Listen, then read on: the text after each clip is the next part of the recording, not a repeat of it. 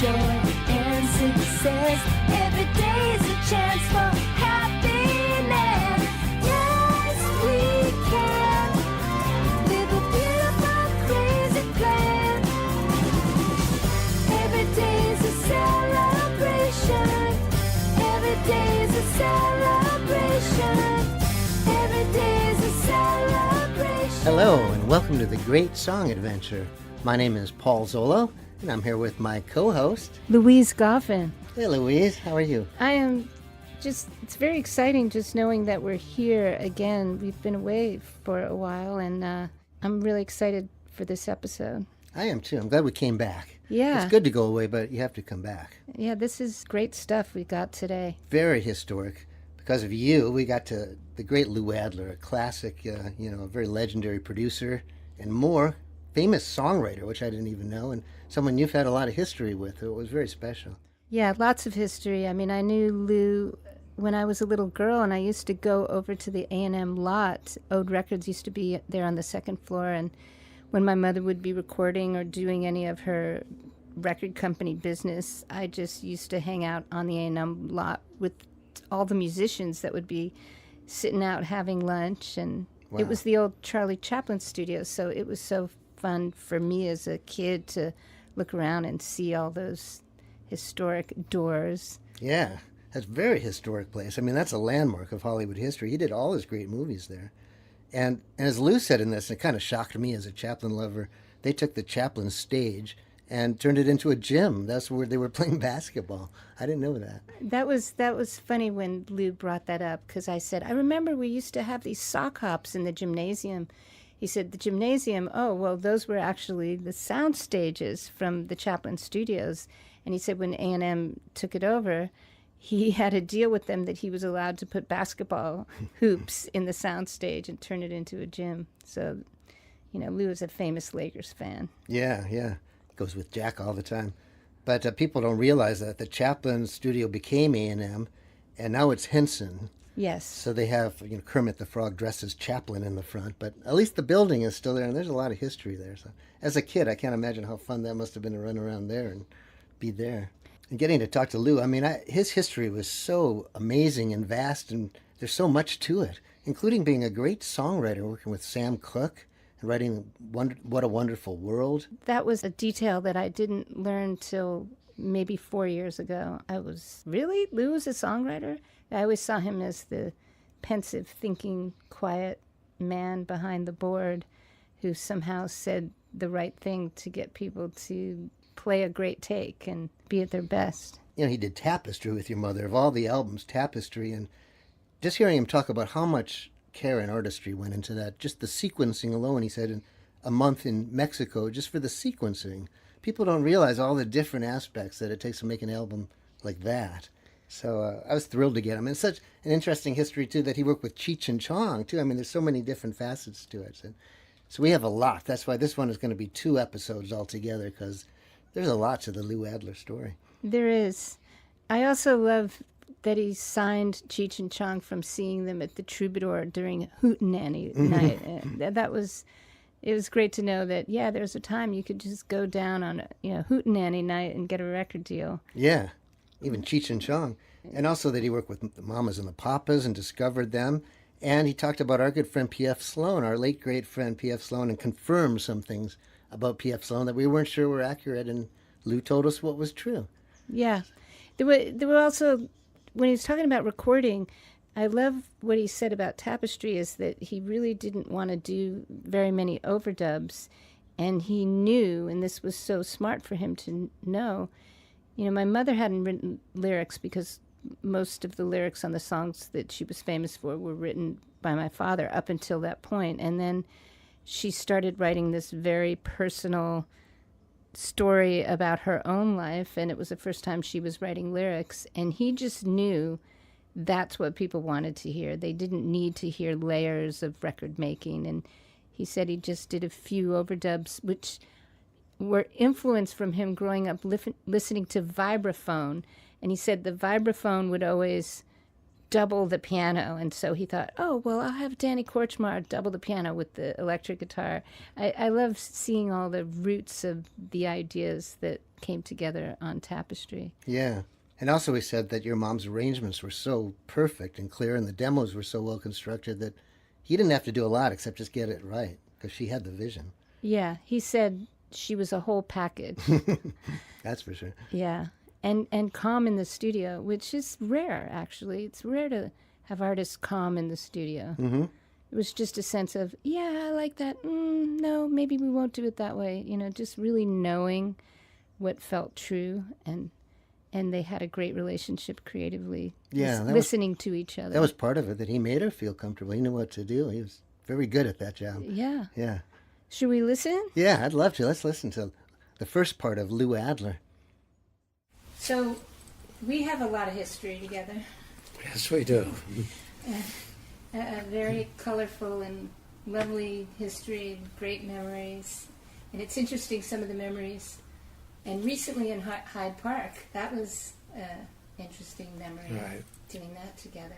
2016, a Hyde Park concert, that's when it was? Yeah, that was my mom doing a big show at British Summertime, and it was That was fabulous. it was a magical day. The weather was divine. I think it was the first time that she played the album of Tapestry. It was the first time she played the entire album, basically start to finish. But also they had all those photographs.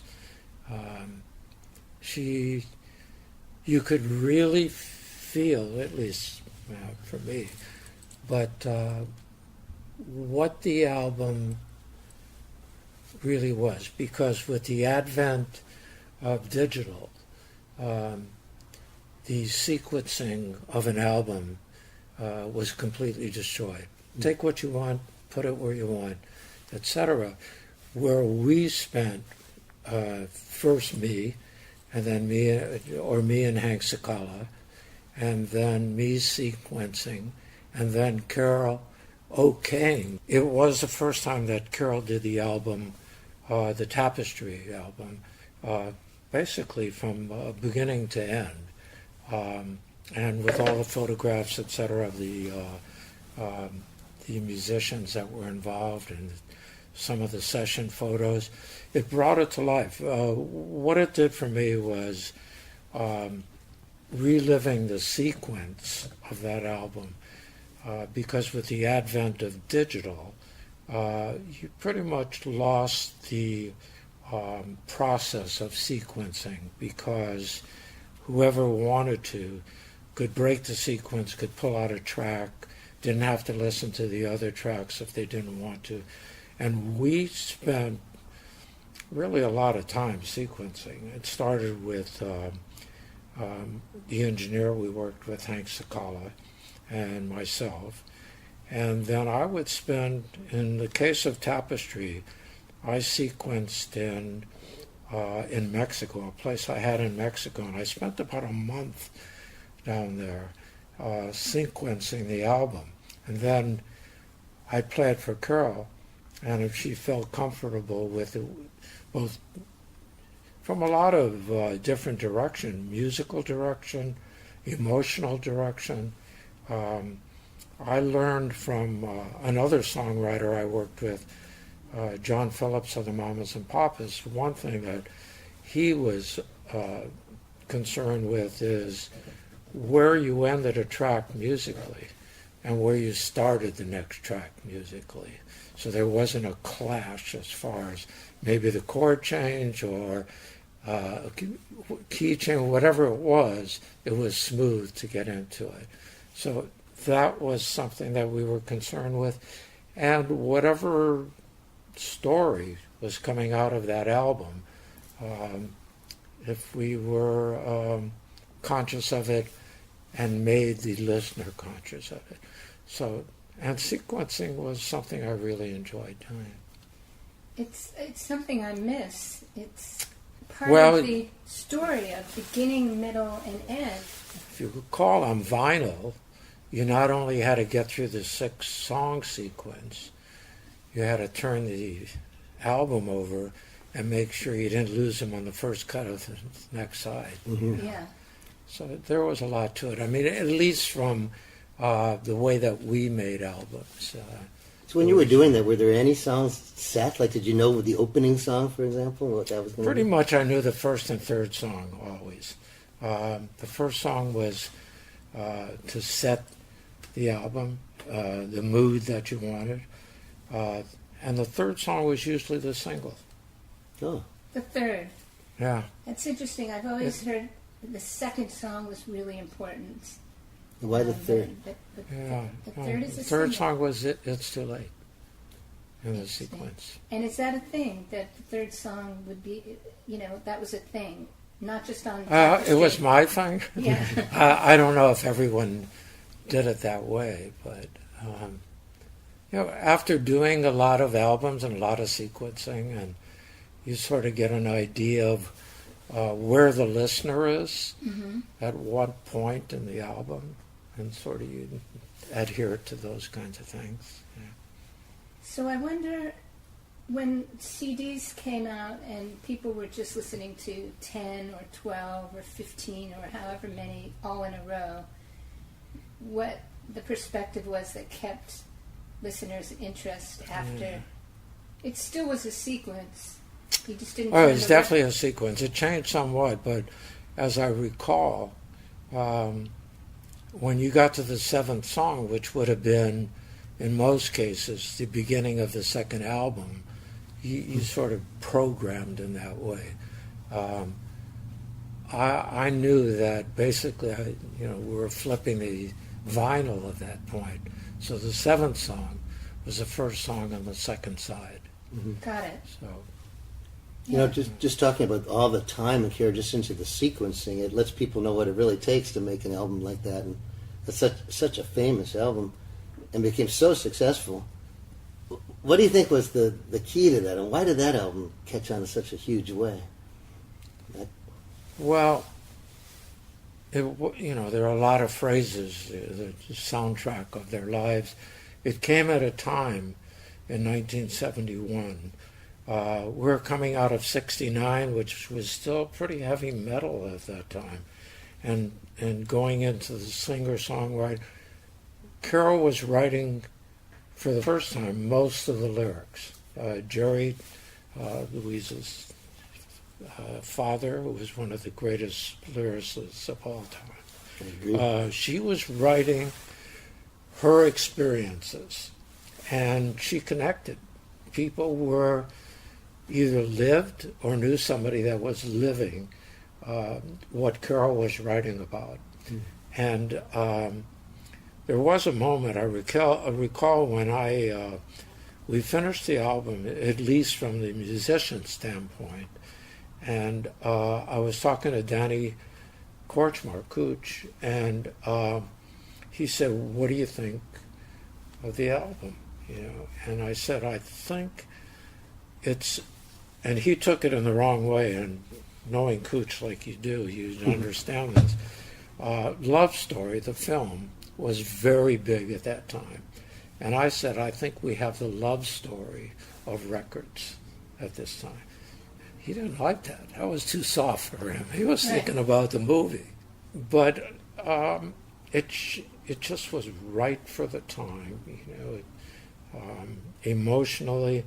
And I think she spilled her gut. She really said a lot of things that people felt. Yeah, and the songwriting obviously was extraordinary. And then from a recording standpoint, we stayed very clean. My intention on that album was to stay as close to the demos that Carole used to make, where by keeping her tied to the piano and in the middle of those records, that somebody listening to them could just see and hear Carole playing directly and singing to them. We didn't do a lot of overdubs, and whatever overdubs, it was with the same musicians, just elements. And Carole did most of the vocals, background vocals, except for some that Mary Clayton did, So, So you recorded it the just vocals. it was just real. You recorded the vocals live while she was playing with the band. Pardon? You recorded the vocals live while she was playing No, with the band. we recorded vocals live, but in most cases, like most piano players, they don't sing as well as they can sing if they're not playing piano. So she redid the vocals, most of the vocals. I mean, there were some famous songs from their past, like "Will You Still Love Me Tomorrow" and "Natural Woman" that she wrote with Gerry. Yeah. Was that the original idea to include some of those as well? It was, in order to show Carole as a songwriter, and not only as an artist. We reached back for some of those famous songs. "Will You Love Me Tomorrow," not only famous, but being her first hit as a writer. Yeah, it was definite. We definitely included those because of that, because of her songwriter past. I think that, she said about you that what she enjoyed about you in the studio so much was that you had a very quiet and present disposition where you weren't imposing anything on the session or on the musicians, but always listening and making a suggestion as to where something could be better, making a tweak and a suggestion there, and that allowed her to give the most and be the most herself. So yeah, I'm basically a quiet person, but I mean, in a room that I was in, I mean, the people in that room were so much more musical than I was. I mean, down to, James Taylor on guitar and Cooch on guitar. And obviously Carole, who is the closest thing to a, I'm not quite sure how to put it, but she could have written, arranged, played, sang, and didn't want to produce, but probably could have. She was a total package, and also very calm, not demanding, but could let you know where it was going in the wrong direction, or this was just right, So from that standpoint, I mean, screaming wouldn't have done anything. So yeah, I just was quiet. And most of those arrangements were built in. She had the arrangements on her demos. No, not really. Most of these songs were not demoed. Oh, The demos I was referring to were the ones she did as a writer. The arrangements, she pretty much had a basic arrangement, and the musicians added some things. I added some things that that I heard or that I had been brought up musically on, certain sounds. One in particular is Cooch doubling the piano in certain places, because I was brought up with listening to vibraphone players that doubled piano, and so I liked that sound, and Cooch would do that, things like that. Pretty much the bass, her and Charlie had worked out before they even came to the studio. Charles Larkey, because of them living together. As she wrote a song, or as she started rehearsing it, Charlie was right there. So, I mean, it's some of the best bass playing that you, complimenting a writer-singer that you'll ever hear, is the stuff that Charlie did on Carole's albums. So it was a collaboration, led by Carole in the studio and me in the booth. And it worked. as a kid getting that album, I just thought, well, every song is so great, so well written. Were those all the songs? Were there ever any other songs in consideration? Yeah, there were two other songs, which I'm trying to remember. one of them was too much of a Motown feel, and the other one just didn't work. I forgot the titles, but I might think of them as we go along. But we narrowed it down to 14 songs, and went in with 12. Well, we recorded one of the other songs, and then ended up with the 12 that we ended up with. That's interesting. So, Lou, not to get off of Carole, we can always go back. I only learned, I think it was in the last 5 years, that you wrote songs with Sam Cooke. And I was like, whoa, what a wonderful world. And yeah. Herbie Alpert, myself and Sam Cooke wrote that. That's so historic, and what an amazing artist he was. And so I was so lucky. I mean, I worked with Carole King, John Phillips, and Sam Cooke. I mean, how lucky can somebody be? But writing that was one of the first things you did. And they're all different kind of writers, too. I mean, Carole obviously comes... It's hard for me to get away from Carole. Was obviously from that 1650, what they call the Brill Building, which wasn't. 1650, that sort of Tin Pan Alley type of writer. Yeah. And John Phillips, which was a writer who was writing vocal arrangements as he wrote, because he wrote for groups. And Sam Cooke, who was just a pure poet, songwriter. So I had those three different kinds of writers. Yeah. So you wrote Wonderful World with Sam Cooke and with Herb, the three of you? The way that song was written, Herb Alpert and I were partners, songwriters, producers at that time. And we wrote a song which had some of the lyrics that ended up in one. In fact, it had the title in the bridge. It would be a wonderful world was the lyric. And then I lived with Sam for a while, and he always liked that song, but he thought it should be younger. But he wanted to take it down to where it ended up, having to do with a younger generation and school. Actually, he liked that idea. So we worked on that, living together. We worked on it a lot, and then went in and actually produced a demo on Wonderful World because we were working in a studio that had just been built for Keene Records, and we wanted to check the sound. And Sam said, "Why don't we do that song we've been working on?" And he said, "Let's call the musicians. We could get everybody except a drummer."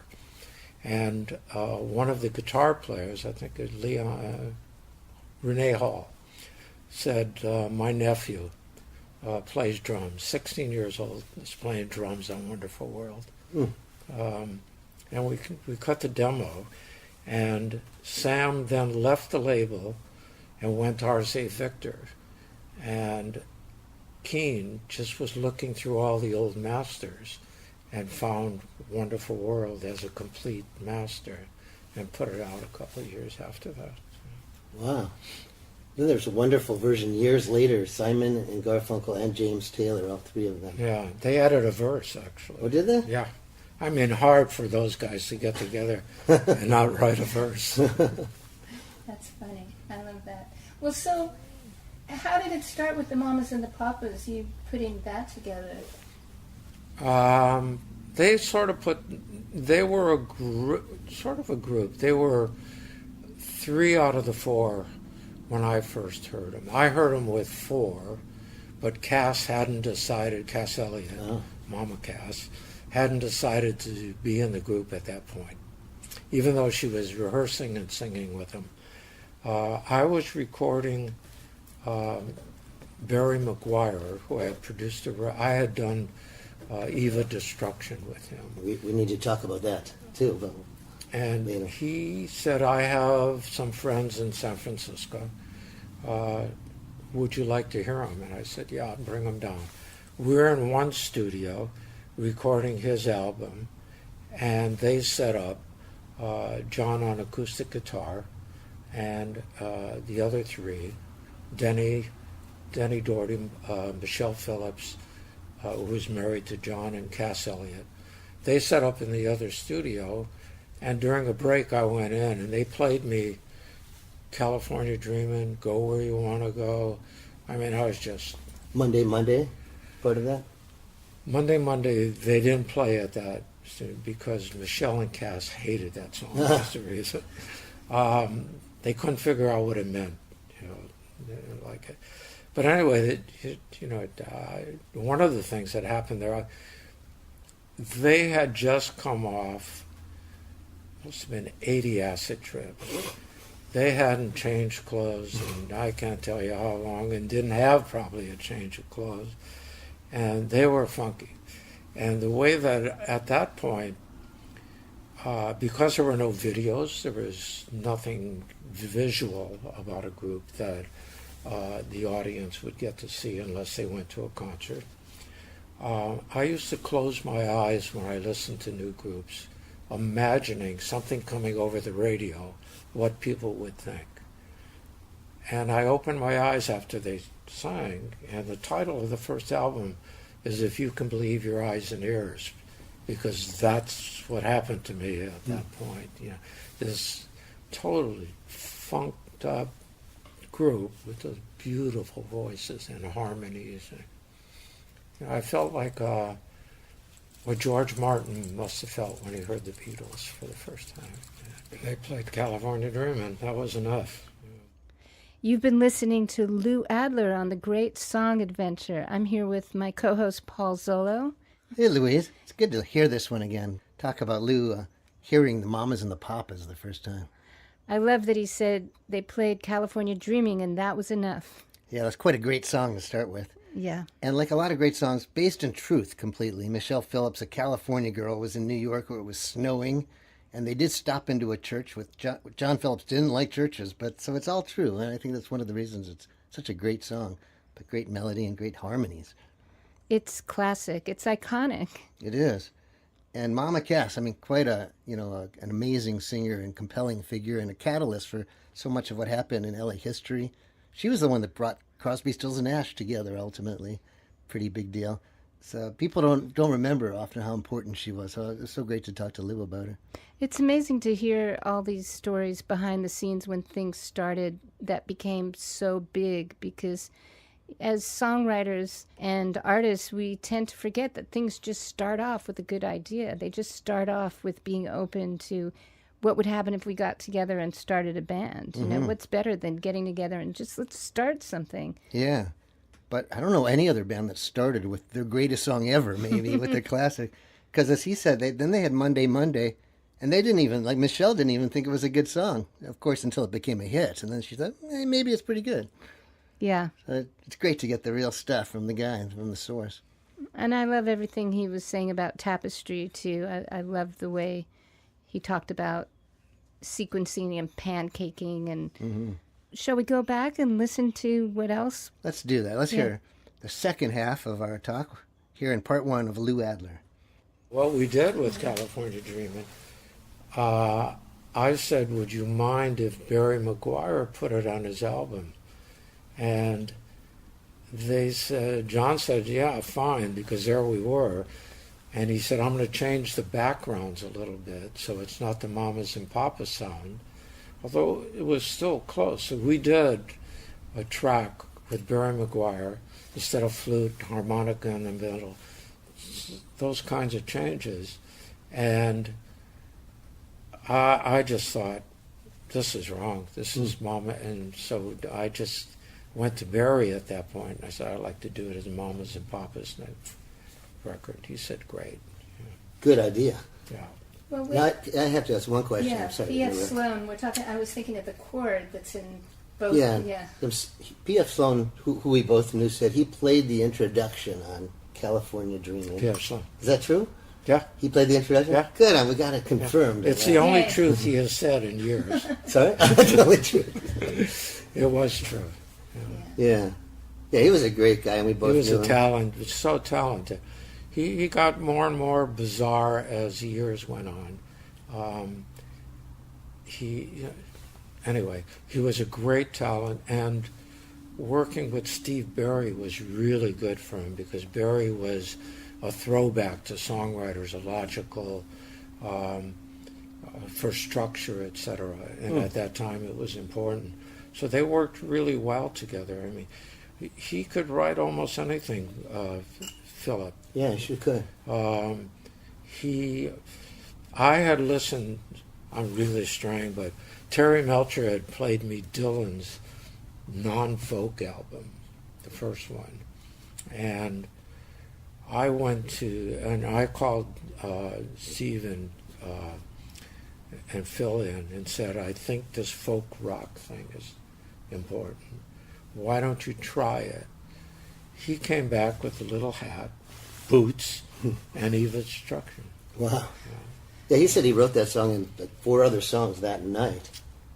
But when you heard that, you felt this could be a hit because it was an unusual song to be a hit. Yeah, but I mean, if you look back and think about some of the things that I've been involved in, they're always a little off-center. I thought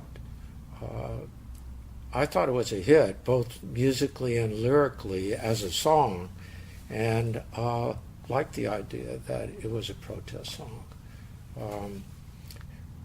But mostly, it was such a solid song, I thought. Yeah. You know, part of his troubles that he said was because he wanted to be the artist. He wanted to be the I always singer. wanted to be the artist. You know. Was there ever a thought that he could be an artist and have him do Not for me. I always thought of him as Sloan and Berry. Hmm. You know, I never thought about recording him separately. You know, I mean, which maybe was a mistake because obviously he also had that talent. You know. And like we're talking about Carole King, Eve of Destruction is such a beautiful song. The melody is so beautiful. Yeah, it's so good. Yeah. So do you find that's the heart of great records? You start with a great song? I mean, is that Oh, you got to start with the song. Yeah. I mean, I think that's a Rolling Stones record. It's the singer, not the song. That's because Mick probably wrote it, but it's a song. If you don't start with the song, and once again, fortunately, I worked with people where the song was the thing, and that's what they played first. Sam on acoustic guitar, you know, John on a 12-string, Carole on piano, you know. The embellishments came later, but we were just choosing songs. Yeah. What do you, oh, go ahead. Sorry. It's just I was just going to ask, you know, what's your feeling about lyrics and music being written together, which, you know, nowadays is referred to as old school. It happens to be the way I do it these days, but a lot of people write tracks these days and then have a top line. Well, the first time someone came in to me and said, I want you to listen to this new song, and they played me a track with no melody and not much but bass and drums. What do you think of the song? You know, I mean, hard to explain to them that wasn't a song. You know, as far as I think it happens a lot of different ways, and it depends on who was working on it. Obviously, with Sam, and I worked somewhat with Brian Wilson. They wrote Mike Love had a lot to do with what the Beach Boys songs were. But in the case of Sam, it was all Sam.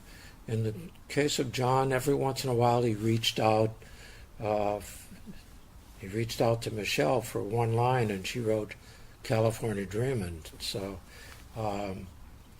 yeah, it's a lot of different ways. I wrote songs.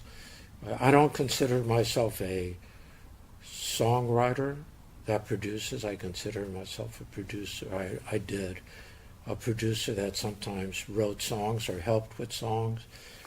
Poor Side of Town, which I wrote with Johnny Rivers, but basically he had the melody and probably 2 verses already. When he called and he said, I have this idea, can you add to it? You know, so that's the way I became a songwriter on that song. I wrote some with Jan Berry. I had 3 or 4 top 10 songs. They were always in that kind of situation. I had a title, Honolulu Lulu, which I gave to Jan, and then we started working on that song. So it's written in a lot of different ways, as you know. Some is a lyric that somebody hands to somebody, even a poem. Some is music. Can you put lyrics to this? I think most of your parents wrote with maybe both ways. I'm not sure, but a lot of it was lyrical ideas that Gerry had. Yeah, but mostly I think they like to do it together at the same time. Yeah, at the same time, especially they would. The great thing about, a lot of great things about your father, Gerry Goffin, is that he could write like a female. He could think like a female. Will you love me tomorrow? I mean, those emotions coming from natural woman, he could feel and write like a woman. It's amazing. Yeah. And it's a hard question to answer, but what makes a song great? When you're looking for a song, what do you think? Music and lyrics, you mean? Like when you say that's not a song, that's kind of what we think. Music and lyrics. Yeah, what it's about. Music and lyrics that not only work together, but one makes the other better. Music makes that lyric better. That lyric brings the music alive. It's like a good relationship. They bring out the best in each other. Yeah, It's definitely lyrics. a relationship. Yeah. But you mentioned the mamas and the papas, and I didn't realize that Mama Cass wasn't always a part of it, but she was such an important personality, and people don't remember often, how important she was and what a catalyst she was. But what do you remember? I think if you think of the group, you think of Cass. I mean, there's no way. Those of us who remember. It's not a pun, no way around it. But she was a part of the group. She had gone down. They were in the Caribbean, and she had gone down there. She was working as a waitress, and she knew them. She had been in folk groups with Denny, and so she knew that the 4 people knew each other, but she hadn't officially joined this group. It was sort of Denny, Michelle, and John. And John always told the story that he didn't want her in the group because she couldn't hit the notes that he wanted. And while she was there, something fell on her head. And he said, that did it. Okay, now you could be in the group. She could hit those notes for whatever reason that he needed as part of his 4-part harmony. So the story also goes is when they came and they talked her into rehearsing, and it was up until the point I spread the contracts in front of them that she decided it was okay to sign. And it probably was the advance, which was very small, but still it was. It was an better advance. than a kick in the head, no pun intended. All right. Yeah, you said 4-part harmony, and Michelle said at one point that she was so scared to sing that she would just sing next to Mama and sing unison with Mama. But was Yeah, that, except if it was a rock and roll song. Then Michelle felt like, dedicated to the one I love, where Mitch is almost doing the lead, but Cass is enforcing it. Michelle wasn't a singer. Michelle was a girl she was a street girl, who might have turned out to be a model or something because she was so beautiful. But John, in his conquering and possessing way, knew that if he made her a singer, he could keep her with him all the time. And so he just made her a singer. in the studio, she could handle her own parts? She could handle things he arranged so that she could handle. But Mitch became good in the studio, and she added a quality. You could hear her on those things. I mean, on certain things in the mix, I would drop her a little bit above, because she had the other three were professionals. Mitch was a street singer, and so there were parts in there, like in Dedicated to the One I Love, that it was important to have her up more than Cass. Yeah. Would you record all four of them singing together in the studio? I worked with an engineer named Bones Howe, and we came up with a four-way mic at one point, so they could be facing each other and singing at the same time. We use that sometimes. Usually we use that on doubling and tripling and quadrupling, and we recorded on mono, 4-part harmony, with all of those other things that you hear on the Mamas and Papas records.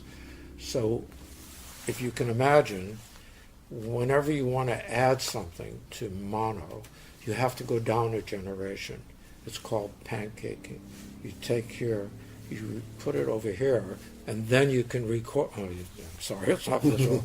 And then you can record. We were down to F generations, A, B, C, D, G, F, which should make it not sound good when you go down that. We had a very good engineer, and I'll tell you a quick story. It added things. There was one point when we were listening to a playback, and they listened, and John said to Denny, "Did you sing that note?" And he did the same, Michelle and Cass. Noah sang that note. The overtones and the pancaking have created another note. Wow. Yeah. The compression of when things get squashed is sometimes... Yeah, you're amazing. squashing it, really, Yeah. what you're doing. But I used to love Porta Studios, where you'd record on a cassette, you'd record stereo on one side of the cassette, and then it would use the other side of the cassette. You wouldn't have to flip it over, but it would use the other two tracks as the other two tracks. So you had four tracks. And it was all going on this little ribbon of tape, but it would compress things and sound amazing. Yeah, a lot of hits too, right? Yeah. I had one of those too. Those were fun. Yeah, those were great. So Lou, I remember, being on the A&M lot, and just to paint a picture, because this is my child brain, but I remember walking there, Ode Records up on the top floor, the big door of A&M, people like David T. Walker hanging out, and Jan, walking around. There would be a gymnasium below. What was that gymnasium? What did you do with all that space? I mean, I remember... No, they were sound stages, because sound stages. It was bought from... Originally, it was a Charlie Chaplin Studios. Yeah, he built that studio. And he... he did a lot of film work in there. Yeah. So when I made my deal with A&M, it was that I could use a sound stage, and I put up basketball hoops. That's why I called it a gym. And I remember there were sock hops in there. Yeah, we did sock hops. Yeah, you recorded there, though. You were on the Cheech and Chong album. That's right. So this was. I said to you on stage, when we were sound checking, I said, my mother sung on Basketball Jones, and he said, no, and you did too. You That's were there right. too. You and Robbie Chong and Ray Don. Ray Don Chong. Yeah. It was a big chorus, and now it's really to say I was on Basketball Jones is you're And you're got cool. a credit. I'll show you the album, the inside of the album. Okay, Credit. that's something. So how did that come out? It was just a Cheech and Chong. Cheech and Chong. Yeah, I mean Their song, actually, Tommy was a musician, or is a musician, but had groups, bands, and wrote songs before Cheech and Chong. And Cheech has a very good voice. We just did the 40th anniversary of Up in Smoke. We did a lot of things, and they played the Roxy again, and most of their act was musical. Actually, they did a lot of the songs that they wrote. I mean, they had top tens. Wrong, "Earache My Eye" was a top 10 song. How it came out, I saw them at the Troubadour, actually, on a Hootenanny night. yeah. And even though the first time I saw them, they were on their knees, going around in circles, smelling each other's butts, which was their dog act. And I decided I wanted to record them. I had only done one comedy album before that. For I don't know why I did it. It was a golf, making fun of golf in some way. Most of it, really enjoyable. And as you know, on those sessions when we finally did any musical tracks, George Harrison was on that album. Your mom was on, Carole was on that album. The bass player, famous. Lee Sklar? Huh? Lee Sklar? No. Before Lee Sklar, and from England. Chuck. No? How about my memory? Okay. Klaus Vorman? Huh? Yeah, Klaus. Klaus Vorman? Yeah. Okay. Okay, yeah. God, you got some good musicians. Yeah, for those Cheech and sessions, Chong. those sessions were great. Well, when they were doing, we loved those albums growing up. They changed everything. They were so different than other comedy albums. Were those written Because out? it wasn't stand-up. Yeah. They were always, what brought us to the film. They were always acting out a little skit. In fact, when we finished the album, and I heard all the routines, I added sound effects to everything and called them ear movies, so that you could actually visualize what the joke was. And they weren't just one-liners, they're always stories. Yeah, it was great. It's like listening to old-time radio with the sound effects. Right. But would they script those out, or were they improvising in the studio? No, most of them. I mean, the most famous is improvised, not the most famous, but Dave's Not Here. Actually, while they were in the studio, Cheech had gone somewhere, came back, knocked on the door, because it was locked, and Tommy took him through one of those routines, just to aggravate him, and then they turned that into a bit. Some of it was improvised, a lot of it was scripted. In order to be as precise as they were, you got to script it, Did they do many takes of those things, or could you get it pretty quick? No, a lot of what they would do is that they would, if they were in a hotel room in Milwaukee, I would set up a recording situation in the hotel room, and they would just record while they were there and send me tapes. So the albums could have been done there in a lot of different places. Wow. I have a question. So, I know the other side of this, but how did you deal as a manager and record company with having a record like Tapestry and my mother not wanting to do press? Right. Yeah. Was that hard for you to want to promote that record and tell the world? And I didn't think of it as hard. I guess because I was the label owner, producer, and pretty much everything having to do with it. Taking that on didn't bother me that much. One way that we did it is Carole and I think there's a book on it, sat down and did question and answers, interviews, and then I would send out pieces as interviews when requested a Carole King interview. I could send out her answers to certain questions. And I just got in the habit of doing those interviews. I did them they weren't the only. Johnny Rivers, for example, I did most of his interviews. I just had a bunch of artists that didn't want to work. Rivers was different because he was a stage act, but Mamas and Papas, they might have done 10 acts, 10 shows. And it cost us more to put those on because everybody had a limo, everyone had a suite. Most of those we lost money on, even though they got paid good. My acts didn't want to work for the most part. It kind of worked with Tapestry. It didn't seem to hold it back in any way that she didn't give interviews. I didn't realize that she didn't do that. Well, she did a couple of them, but she was, at that time she had little kids. There was always a kid at the, I was either holding a basket with a kid, with the later ones, with Molly. My Yeah, siblings. and there were always kids that she had to deal with in one way or another. And literally, I had a bag. What do you mean? Oh, she had to deal with, not a deal. Yeah, they had to deal with. Yeah. And I had a basket like that with a handle, made of straw or whatever. Yeah. That I guess it was Molly would be in, and it was right by my foot underneath the deck, and I'd carry it out there, and carry the basket out there.